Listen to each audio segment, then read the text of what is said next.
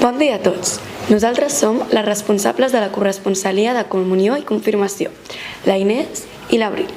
I avui us portarem una notícia amb molta emoció des de l'escola Maristes Valldomí a Mataró. Sí, parlem dels preparatius plens d'emoció per la comunió i la confirmació. Exacte! Els alumnes d'ESO i primària han començat les seves sessions setmanals per poder preparar-se per la comunió i la confirmació les últimes setmanes d'octubre. Aquestes sessions es fan a les aules de pastoral, guiades pel professorat de religió, i busquen aprofundir en la fe cristiana i els valors que transmet. Aquestes sessions tenen una actitud molt positiva i participativa.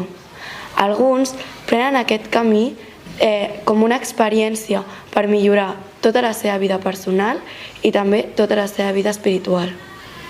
Com ens diuen alguns alumnes de la comunió i de la confirmació, els alumnes aprenen sobre la vida de Jesús, reflexionen sobre els valors del cristianisme i comparteixen experiències amb els companys. Què és el que més t'agrada d'aquestes sessions? Aprendre sobre Jesús.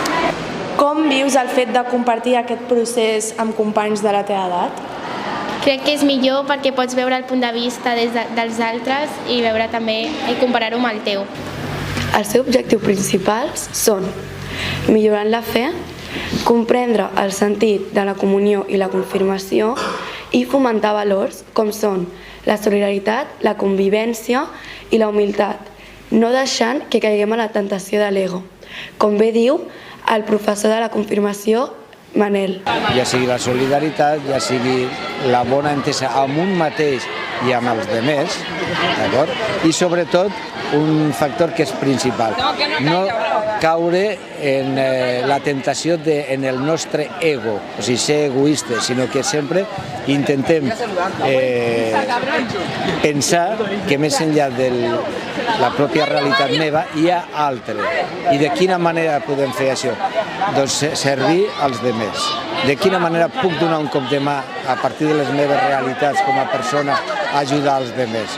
I això és un factor principal del cristianisme. No pensar només en un mateix, que és molt important, sinó també de quina manera jo, amb la meva realitat, puc ajudar els altres. Un camí que, sens dubte, dona una petjada molt positiva en la vida dels estudiants. Fins aquí el nostre reportatge d'aquest inici tan especial. Gràcies per escoltar.